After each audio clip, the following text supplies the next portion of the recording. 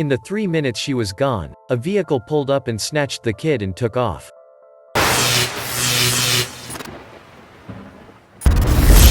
Welcome to Daily Dose Reddit. What's the creepiest, scariest thing that you've seen but no one believes you? My one weird thing was this: some friends and I were hanging out one summer's eve. We were around 15. It was night, clear, and we were all lying on my friend's trampoline in the backyard. We were just all chatting and looking at the stars. Suddenly, we're all like, "What the F? Did you just see that?" We all swore we saw a formation of stars trade places with each other. They sort of left a tail, like a shooting star, before resettling in their new positions. They all moved at the exact same time. It was strange, 3 of us seemed to see the same thing. It was the night before my stepmom died, lost her battle to cancer. I was 22, was spending the night in bed with my 9-year-old half-brother, cuddling him and telling him his mom was gonna be okay, it wasn't gonna hurt anymore. It's about 3 a.m. at the time, and after a while he immediately sits upright in bed, smiles, says, "I promise to be a good boy, mommy. I love you." Now my stepmom has been bedridden for the last month, so she's not moving anywhere. But I swear on my life, and my little brother agrees with me, for a split second I saw her standing in the doorway wearing her big giant fur coat, just smiling at us and just looking relieved. Brother went to sleep about 2 minutes later. I left to go into my dad and stepmom's room to check on her to see my dad awake and telling me she died about half an hour ago. I genuinely believe she stopped by, on her way to the other side to check in on her 2 kids and make sure we'd be okay without her before she left. I was working in Lagos, Nigeria, sitting in a bar on one of the lagoons near Lekki when a body washed up naked except for underwear. I called the waitress over a bit frantically and pointed at the body. She pulled a face and went back into the bar where I was expecting that she would call the police, but no. She returned with a long stick with a nail on the end, stabbed into his ass and pushed him out like they must have done in the past as they had made a tool for it. When I was a teenager I used to keep the remote to my stereo on the lip of my bed frame. One night around midnight I woke up to my stereo playing static at me. Only it was getting louder. I could see the volume number moving higher and higher. So it's pitch black and this static is getting louder and louder and the remote wasn't in its usual place for some reason.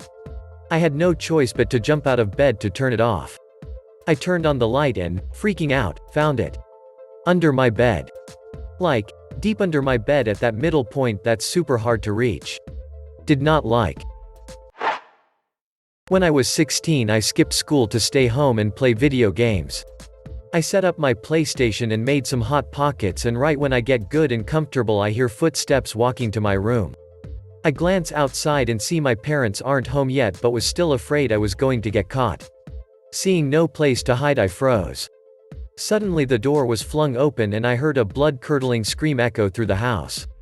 I must have sat there petrified in that room for half an hour before going outside and waiting for my parents to come home. I tried to explain to my friends later what happened but they thought I was just pulling some bullshit from the internet. Was walking through the Rockies and managed to tear the muscle on the side of my foot, so was hobbling back. I was on my own like a moron. In the space of hobbling back to Jasper I saw a white bear, think they are called spirit bears, just sitting watching me. Literally thought, for F's sakes I'm going to die here mauled by a bear and no one knows where I am. But it just sat there and pawed the dirt in the direction of the town. I limped on keeping an eye on it and it just watched me. Then I swear to God no more than 5 minutes later a feeing wolf appears limping exactly on the same foot I'm limping on, eyes me up and continues on its journey. I think I was even too pathetic to bother with as the moral of that story. I was petrified though either way. I was a missionary in South Africa. One of the creepiest things that happened to me was on New Year's Eve. During that night, I woke up feeling really thirsty.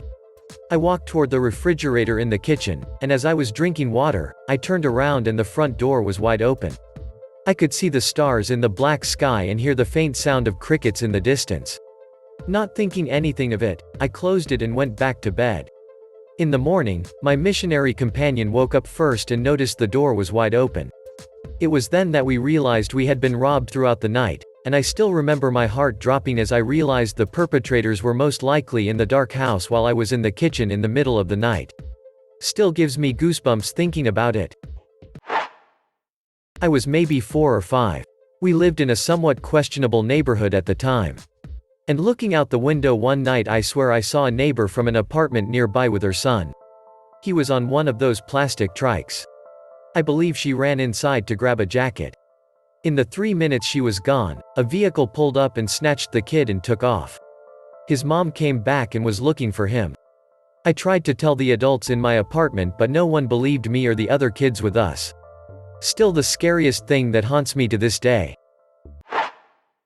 It's not that people don't believe me, it's more that I hardly believe it myself. It was late, probably between 1 and 3 a.m., and I was sitting at an intersection waiting for the light to go green. Across from me was a dark road with trees on either side and thick woods off to the left and houses off to the right. So I'm sitting there listening to music when I see something move at the edge of the woods to the left. Now this is rural New Jersey, so things moving in the woods are either bears or deer, which aren't scary, but deer will F your car up if run out in front of you. I turned my high beams on to see what it was, but they didn't reach the woods. Then I saw more movement before the light turned green. I made my left turn and drove off, but I couldn't see what it was. The next day I drive the same route on my way to work, and when I get to that intersection there's cops and ambulance over at the edge of the woods where I saw the movement the night before. I asked a coworker what happened, and he said they had found dismembered body parts there early that morning. Was out camping near Crater Lake alone.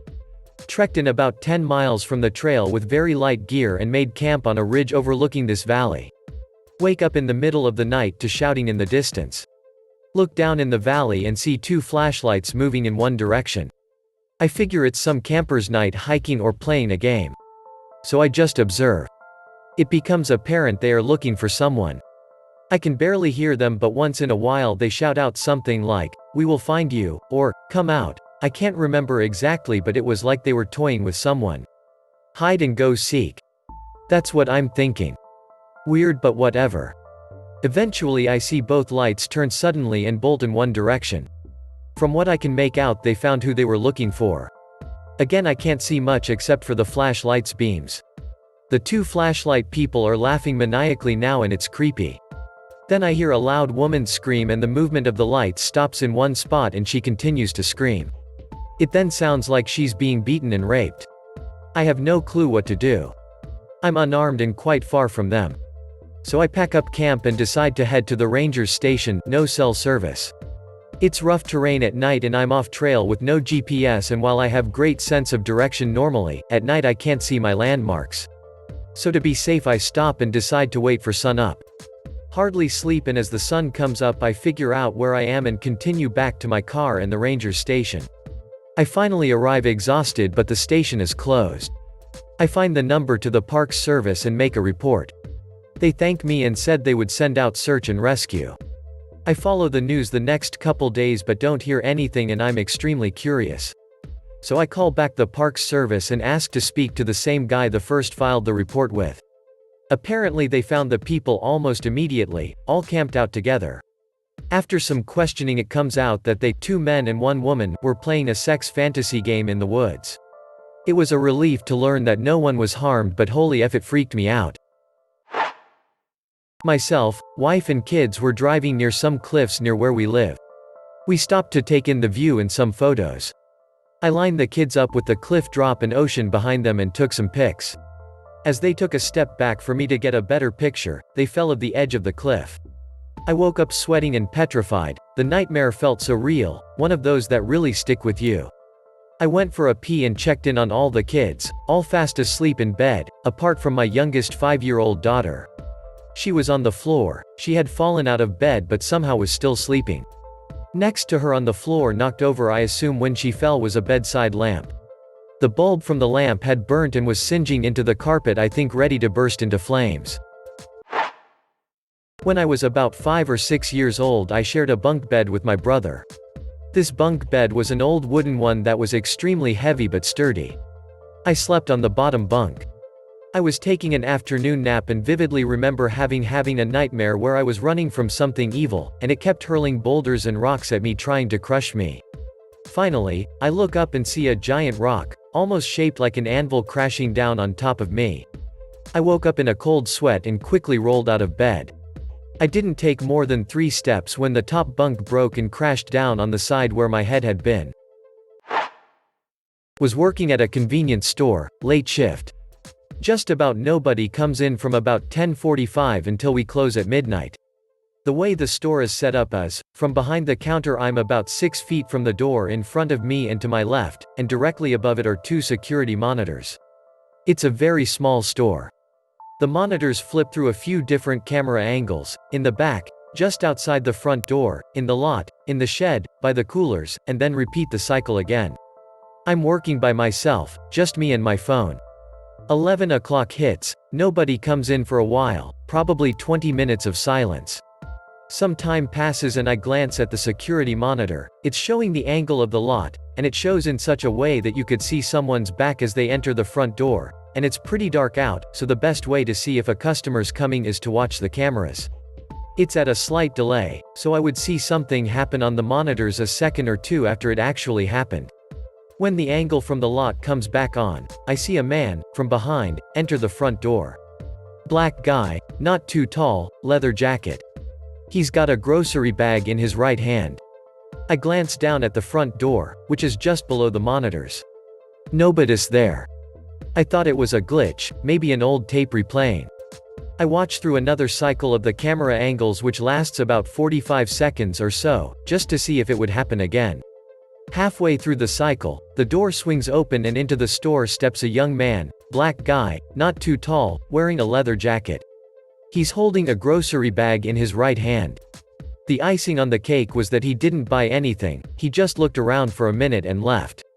Mind playing tricks on me, I guess, but I was spooked out of my mind. Didn't work any more nights after that. My sister saw something on several occasions throughout our lives. I never actually saw anything, only heard something extremely vividly. Basically, one night everything was happening like usual. My mom was out with her friends watching some game, and my dad was watching a movie with my sister and I. It was a comedy, so we all went to bed laughing about it. I was lying in bed about half an hour after we were tucked in, reading a book. I heard somebody stomping down the hallway downstairs, and then full on sprinting up the stairs. I figured it was just my sister coming back from getting a drink or something, but I would have seen her leave her room because our doors are right beside each other, and the staircase is just around the corner. So then I figured it was just my mom coming back home and for some reason being extremely loud. The way my door is angled lets me see anybody who comes up the stairs, so I was watching and waiting as they seemed to be in quite a hurry. The footsteps were getting higher and higher up the stairs, but as soon as they got to the top, they completely stopped. There was nothing. My eyes were still totally fixed on the hallway as I got up to check who it was. I turned the corner and there was nobody. I immediately got covered head to toe with goosebumps, and tried to piece together what could have happened. Not even 2 seconds later I hear my sister screaming and she comes bolting out of her room with complete terror on her face. Without hesitating we run into our dad's room, where he is already standing up and asking what's wrong. My sister points back to her room crying, and says, "There's a man." My dad rushes into the hall, turns the light on, and then turns the light on in her room. He checks the closet and behind everything but doesn't find anything. Then he walks into my room and does the same, but still finds nothing.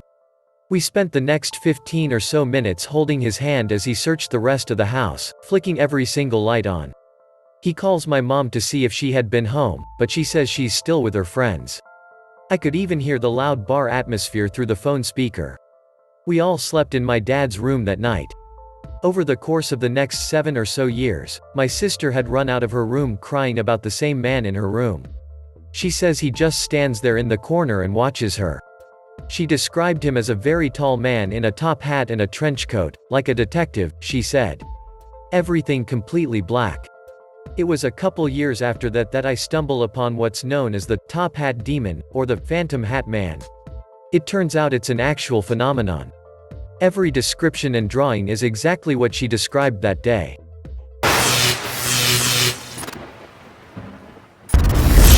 Thank you so much for watching.